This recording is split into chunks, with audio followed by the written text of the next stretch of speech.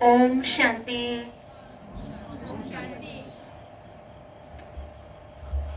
विघ्न विनाशक महाकाय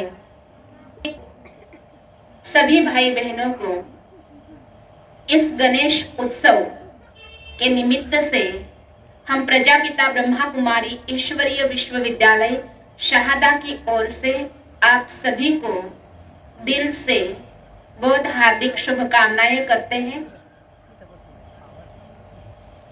जैसे हमारे हिंदू संस्कृति के अनुसार वर्ष भर में अनेक उत्सव आते हैं, परंतु जो भी उत्सव आते हैं वह अल्पकालीन होते हैं, 1-2 दिन के लिए होते हैं। लेकिन भारतवर्ष में यह जो गणेश उत्सव का त्योहार है, ये सबसे ज्यादा दिन तक चलने वाला त्योहार है। जैसे 5 से 11 दिन तक मनाते हैं, तो 11 दिन तक अनंत चतुर्थी तक गणेश उत्सव मनाया जाता है। तो इस प्रकार से सबसे अधिक चलने वाला ये गणेश उत्सव का जो कार्यक्रम है, त्योहार है, जैसे 5 से या 11 दिन अनंत चतुर्थी तक चलता रहता है। और उसमें क्या करते हैं, हम बड़े धूमधाम से इस त्योहार को संगठित रूप से मनाते रहते हैं। सबसे पहले हमारे प्रथम पूज्य, प्रथम आराध्य श्री गणेशा जी, जिनका दिव्य आगमन मूर्ति के रूप से हम लेके आते हैं, और उसके बाद में सुंदर डेकोरेशन के साथ में सभी की एकता के साथ में इसे बड़े प्यार से धूमधाम से मनाया जाता है। यानी कि रोज पूजा अर्चना होती है, प्रार्थना होती है, और गाना होता है, नाचना होता है, और खाना भी होता है, अर्थात भंडारा आदि भी होता है। और इस प्रकार से हम वर्ष वर्ष क्या करते हैं, घरेलू रूप से भी गणेश उत्सव मनाते हैं, और सार्वजनिक रूप से भी, ग्रुप के रूप से भी इस त्योहार को जहां तहां बड़े बड़े सिटियों से लेकर छोटे छोटे गांवों में लेकर बड़े धूमधाम से इस त्योहार को मनाया जाता है। तो यह तो बात ठीक है, लेकिन आज हम इस बात के ऊपर थोड़ा ध्यान देंगे कि हम वर्ष वर्ष गणेश उत्सव मनाते हैं, लेकिन उससे हम क्या सीख लेते हैं, हमारे जीवन में क्या सीखना होता है इससे। तो जैसे गणेश जी की ये जो मंगल मूर्ति है ना, जिसकी हम रोज पूजा अर्चना करते हैं, तो मंगल मूर्ति की जो रचना है, एक एक अंग की जो रचना है, इन एक एक अंग को अच्छी तरह से देखें, और उस एक एक अंग में ज्ञान छिपा हुआ है, रहस्य छिपा हुआ है। वही आध्यात्मिक रहस्य आज यहाँ पे सुनाने आए हैं। तो सबसे पहले तो कहा जाता है, सभी को पता ही है कि श्री गणेश का जन्म कैसे हुआ है। माता पार्वती के मेल से उन्होंने गणेश जी की मूर्ति बनाई और उसमें प्राण स्थापित किए, जो फिर महादेव द्वारा उनका सर कटवा दिया गया। तो इसका क्या अर्थ होता है? इसका अर्थ ऐसे होता है कि सबसे पहला जो सिर है बालक का था, मनुष्य का था, परंतु महादेव ने भी उस बालक को, अपने ही बालक को नहीं पहचाना, और श्री गणेश ने भी अपने स्वयं के पिता को नहीं पहचाना, और दोनों के बीच में जैसे युद्ध हुई, तू में हुई, ये हम सबको जानते हैं हम। तो इसमें क्या है कि गणेश जी का अहंकार जागृत हुआ, और सिर काटना अर्थात क्या, किसका सिर काटा? अभिमान का सिर काटा, अहंकार का सिर काटा, क्योंकि ईगो किस में होता है? सिर में होता है। और इसलिए महादेव ने उनका सिर काटा, और उसके बाद में फिर किसका सिर लगाया? हाथी का सिर लगाया, यानी कि जो कि सबसे अधिक नम्र है। तो अभिमान, मेल अर्थात क्या? शरीर का मेल अर्थात क्या? अभिमान, जिसका सिर काटा जाता है उसके बाद में स्वयं पतित पावन परमात्मा शिव ने अपने ही बालक को ज्ञान का सिर लगाया, अर्थात हाथी का सिर लगाया। और उससे फिर देखते हैं हम हाथी जी यानी गणेश जी के एक एक अंग की महिमा। तो सबसे पहले दिखाते हैं गणेश जी का मस्तक कितना बड़ा होता है। उनका मस्तिष्क जो है ना, मस्तक कितना बड़ा है। ये बड़ा मस्तक हमें क्या सिखाता है कि वो बहुत बुद्धिमान थे। उनको विद्या के पति, बुद्धि के देवता, इस नाम से उनकी पूजा होती है। या श्री गणेशाय नमः कहकर भी हर शुभ कार्य करने से पहले भी उनकी पूजा होती है। यानी विशाल काय, बड़ा मस्तिष्क, ये दर्शाता है कि वो बहुत बुद्धिमान थे। उसके बाद में ऐसे दिखाते हैं गणेश जी की आंख जो है ना, वो बहुत छोटी दिखाते हैं, बहुत सूक्ष्म और छोटी आंख दिखाते हैं।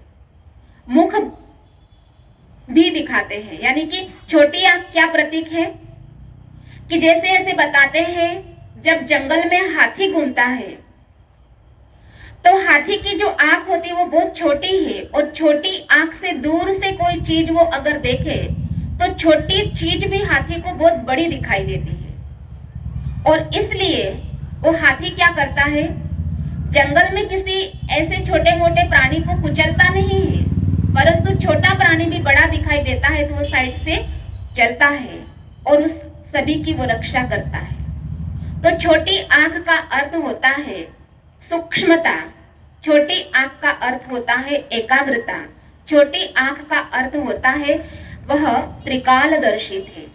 त्रिकालदर्शी अर्थात क्या कि जो भी कोई बात हमारे जीवन में आती है वो कोई भी बात छोटी नहीं होती है, या जो भी कोई बात जीवन में आती है उन बातों को छोटा नहीं समझना चाहिए। जब भी कोई निर्णय लेना होता है तो हमें भी त्रिकालदर्शी बनकर के निर्णय लेना चाहिए कि आज जिस महत्वपूर्ण बात का हम निर्णय ले रहे हैं उसका आगे जाकर के क्या परिणाम निकलेगा, और वो परिणाम सुखद हो, इस भावना से हमें भी क्या करना है, त्रिकालदर्शी बनकर के रहना है।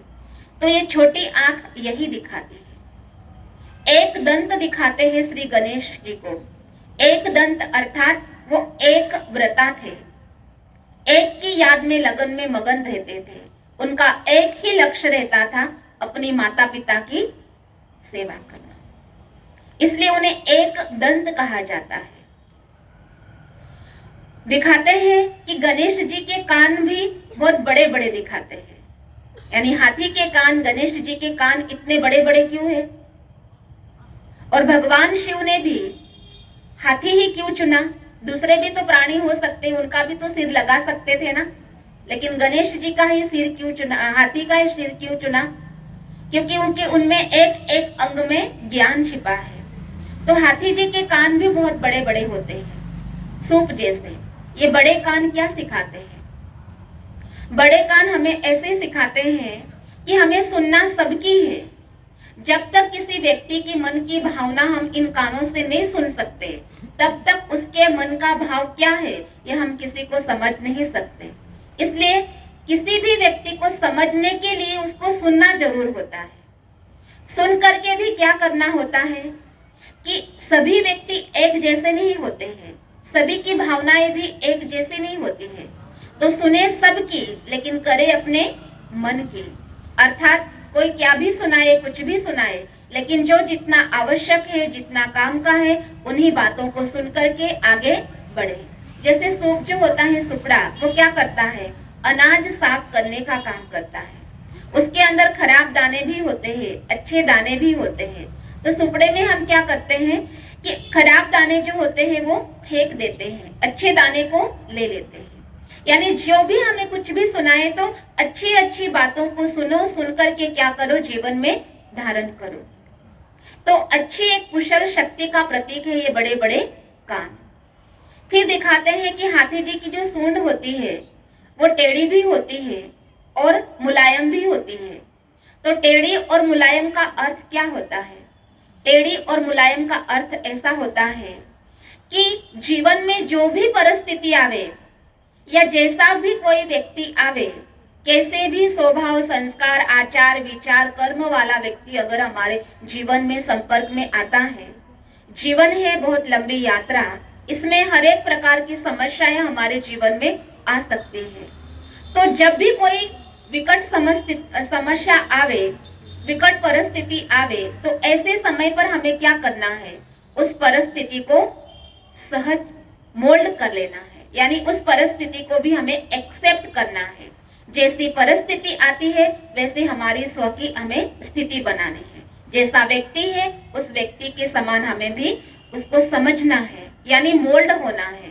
कहते हैं जो मुड़ता है वही सच्चा सोना होता है। मोल्ड इज रियल गोल्ड होता है।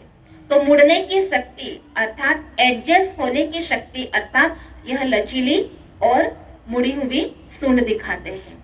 उसके साथ साथ में दिखाते हैं कि गणेश जी की 4 हाथ दिखाते हैं। चारों हाथों में अलग अलग दिखाया है। जैसे कहीं कमल का फूल होता है एक हाथ में, तो कमल का फूल क्या सिखाता हमें कि संसार में रहो, लेकिन संसार की जो भी बुरी बातें हैं उन बुरी बातों का आपके जीवन में लेप छेप नहीं लगना चाहिए। संसार में रहते समय कमल पुष्प के समान न्यारे और प्यारे बनकर के रहो। उसी के साथ साथ गणेश जी के एक हाथ में कुल्हाड़ी होती है। ये कुल्हाड़ी क्या सिखाती है हमें कि हमारे जीवन में भी जो कोई बंधन है, मोह माया के बंधन है, या किसी भी दुखों के बंधन है, या किसी ऐसे संबंध के बंधन है जो हमें दुख देते हैं, तो जो भी दुख देने वाली बातें हैं उन्हें क्या करना है, कट करना है, काटना है। तो काटने की निशानी दिखाई है यह कुल्हाड़ी। उसी के साथ साथ में गणेश जी के एक हाथ में लड्डू या मोदक होते हैं। ये लड्डू मोदक गणेश जी को बहुत प्रिय भोजन है। क्यों प्रिय है? हम दूसरे पदार्थ भी तो भोग में लगा सकते हैं, रख सकते हैं, दे सकते हैं, लेकिन लड्डू और सिर्फ मोदक। लड्डू में भी कौन सा लड्डू? बूंदी का लड्डू पसंद है। तो ये दोनों पदार्थ क्यों? क्योंकि इनको बनाने में बहुत मेहनत लगती है। माताओं बहनों को पता है कि इनको बनाने में बहुत मेहनत लगती। यूं ही नहीं मोदक बन जाते हैं, यूं ही नहीं बूंदी के लाडू बन जाते हैं। तो मेहनत अर्थात मेहनत भी भगवान को बहुत पसंद होती है। क्यों पसंद होती है? क्योंकि मेहनत से ही सब कुछ फल प्राप्त होता है। बिना मेहनत का तो देखा जाए पानी भी नहीं मिलता है। और जो लड्डू होता है बूंदी का, उसका एक एक जो कण होता है, उस एक एक बूंदी के कण को मिलाकर के लड्डू बनाया जाता है, तब कहीं जाकर के वो मीठा लड्डू बनता है। तो इसका अर्थ क्या होता है कि संगठन यानी एकता, ये बहुत पसंद है। जैसे अभी हम भी क्या हुए हैं, संगठन में आए हैं ना, एकता है ना। एक अकेले को डर होता है, लेकिन इतने सारे के ग्रुप में, इतने सभी के हम संगठन में रहते हैं, तो सभी की हेल्प एक दूसरे को मिलती है, और जिसके कारण से किसी भी डर से हम मुक्त हैं। तो जहाँ संगठन होता है, तो संगठन की एकता को देख करके ही बहुत सारी बातों का हमको सुविधाएं प्राप्त होती है। जैसे हमारे लोकमान्य तिलक जी ने भी यही बात को ध्यान में रख करके भी ये गणेश उत्सव का जो प्रोग्राम है वो वर्ष वर्ष मनाने के लिए उन्होंने ही हमें प्रेरणा दी कि सभी हिंदू लोग क्या करें, एक साथ मिले, एक साथ आवर कर बैठे, एकता दिखाए। ये एकता का प्रतीक होगा गणेश उत्सव। तो एकता ये सबको बहुत पसंद आती है, और ये एकता श्री गणेश को भी पसंद थी, इसलिए उनको गणनायक कहा जाता है। गणनायक के साथ में गणपति कहा जाता है कि सभी गणों का वो पति है, सभी नायकों का वो नायक है। तो उसी के साथ में चौथे हाथ में दिखाते हैं कि गणेश जी का हाथ हमेशा वरदानी हाथ होता है, आशीर्वाद देते हुए दिखाते हैं। तो जैसे हम क्या करते हैं कि जैसे अभी आप कितनी भक्ति भावना से पूजा अर्चना आरती करते थे, तो जो भी गणेश जी के सामने आता है, जो भी मनोकामना लेकर के आता है, उन सब की मनोकामना क्या करते हैं, श्री गणेश पूर्ण करते हैं। ऐसा नहीं सोचते कि यह तो ऐसे हैं, यह तो वैसे हैं, यह भेदभाव भगवान कभी नहीं करते। हमारी सबकी मनोकामना पूर्ण करने का काम, हमें आशीर्वाद देने का काम श्री गणेश करते हैं। मतलब वो देते रहते हैं। तो ऐसे हमें भी जीवन में क्या करना है? देते जाना है, देते जाना है। हमें क्या देना है? कोई धन संपत्ति बांटने की बात नहीं, वस्तु बांटने की बात नहीं। ये नश्वर चीजें हैं, विनाशी चीजें हैं। जितना देंगे उतना वो कम हो जाएगी। लेकिन एक ऐसी चीज हमें देनी है, वो क्या है कि हमारे संपर्क में भी जो भी कोई आए उन्हें हम भी आशीर्वाद देते जाए, उन्हें हम भी शुभकामनाएं देते जाए, उन्हें हम भी शुभ भावनाएं देते जाए। उनके प्रति हम भी यही आश रखें कि तुम सदा सुखी रहो, शांत रहो, सुरक्षित रहो और तुम्हारा जीवन सदैव सुख शांतिमय हो। यह हम मंगल कामना हम भी कर सकते हैं।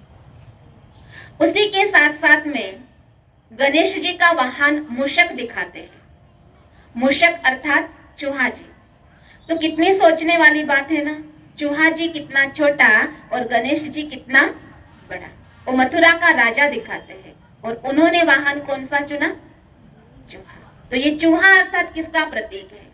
चूहा अर्थात क्या है कि जो भी हमारे अंदर नकारात्मक है, जैसे मन को, चूहा जो होता है ना वो काला होता है और चूहा एक जगह पर नहीं बैठता है, वो भागता रहता है, इधर उधर उधर भागता रहता है। तो चूहा अर्थात चंचलता का प्रतीक दिखाया है। तो चंचल में कौन है हमारे अंदर? चंचल में और कोई नहीं है, लेकिन हमारा मन भी खुद चंचल है। तो इस चंचल मन को एकाग्र करना और इस चंचल मन को वश करना, जो भी हमारे जीवन में नकारात्मक बातें आती है उन सारी नकारात्मक बातों को वश करना, इसका प्रतीक होता है चूहा। और चूहा काला भी दिखाते हैं। तो उसके साथ साथ में ऐसे बताया जाता है कि गणेश जी की 2 पत्नियां थी। 2 पत्नी में एक का नाम था रिद्धि और दूसरा का नाम था सिद्धि। रिद्धि सिद्धि पति ऐसे दिखाते हैं। तो रिद्धि सिद्धि मतलब क्या है? रिद्धि सिद्धि का अर्थ होता है सिद्धि से ही विधि प्राप्त होती है। विधि बराबर है तो सिद्धि प्राप्त होती है। अभी कौन सी विधि और कौन सी सिद्धि? जैसे आप भी यहाँ पे रोज पूजा करने के लिए आते हो, आरती करने के लिए आते हो, तो जो हम आरती करते हैं वह आरती हम विधि पूर्वक करते हैं। विधि पूर्वक अगर हम आरती पूजा अर्चना करते हैं तो उसकी सिद्धि हमें गणपति बप्पा जरूर जरूर देने वाला है। या जीवन में भी जब भी कोई बात आती है महत्व की, तो उसकी विधि अगर बराबर होती है तो विधि से ही सिद्धि प्राप्त होती है। तो रिद्धि सिद्धि अर्थात क्या? विधि से ही सिद्धि। तो कौन सी विधि? ये आज हमें यहाँ पे सीखना है कि कौन सी विधि से हमारे जीवन में ये सब कुछ प्राप्त होने वाला है। कहते हैं सिर्फ गणेशाय ही नहीं शिव के पुत्र थे, तो हम सभी भी उस परमपिता परमात्मा भोलेनाथ शिव बाबा के बच्चे हैं। अर्थात हम भी सिर्फ गणेशाय के जैसे उनके पुत्र हैं। तो विधि क्या है उसको जानने की, कि जहाँ जहाँ ब्रह्मा कुमारी विश्वविद्यालय होता है वहाँ पे 7 डेज कोर्स सिखाया जाता है।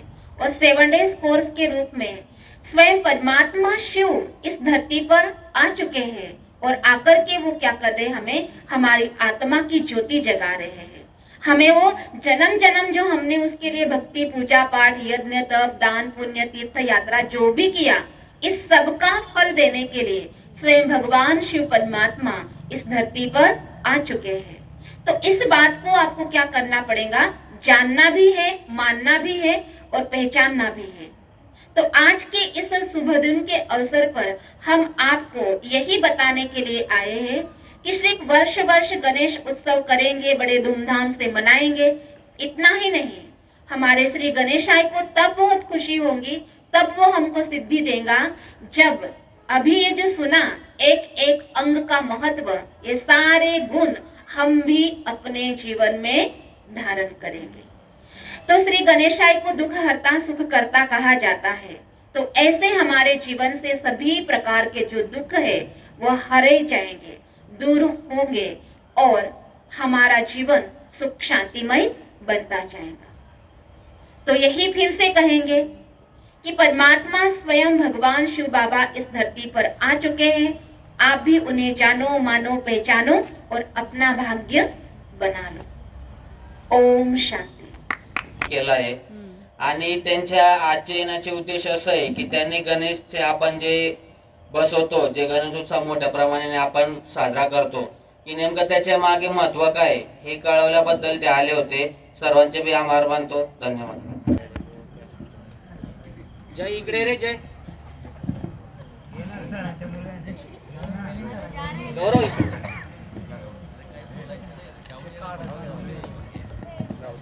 Okay.